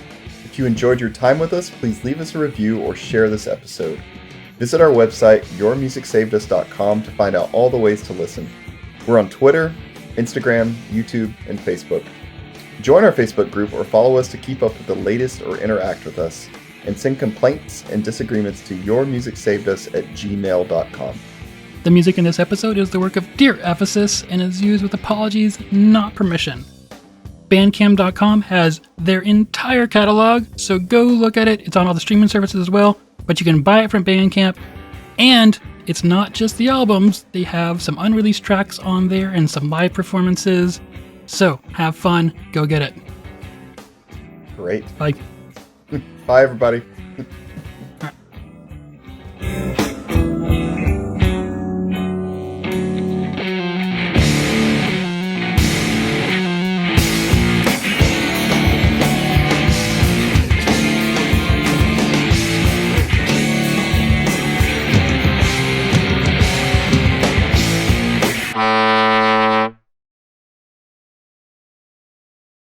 Hey, Clifton, what are we gonna listen to next time? It'll be a surprise. I Oh. don't know. What do you want to listen to? Oh, I thought you said you want to do the Huntingtons. I do want to do the Huntingtons. Are we doing that next time, or are we waiting? Yes, let's do. Is Sweet 16 the first one? Uh-huh. Yeah, let's do Sweet 16. Okay, I'm gonna ask you again. Okay. Yeah, it'll be fun. I don't know. There's like a million songs on that album. They almost all sound the same, but it'll be. Yeah, it may be an interesting album to review. It may be a very short episode. Yeah, and it'll be fun times. And so anyway, I think actually some of their best songs are on that. Not all of them, but so they have some actually pretty good ones that they still play live and stuff. So. What I was actually listening to of the Huntingtons was that first Tooth and Nail live album. Oh, nice. That was published between, but it was published between Fun and Games and Rock and Roll High School or High School Rock, whatever it's called, I forget. But The like Ramones one or just them live? No, the Good, the Bad, and the Ugly. Okay. Live one, yeah. Did it hold up? Yeah, it's really fun. Okay, I'm gonna have to go back and listen to that too. Yeah, it's Get Lost that I'm looking at Spotify that has Annie's Anorexic and No Pool Party. Okay. Oh, we should do a count. Oh yeah. Before I turn. All right, you ready? Yep.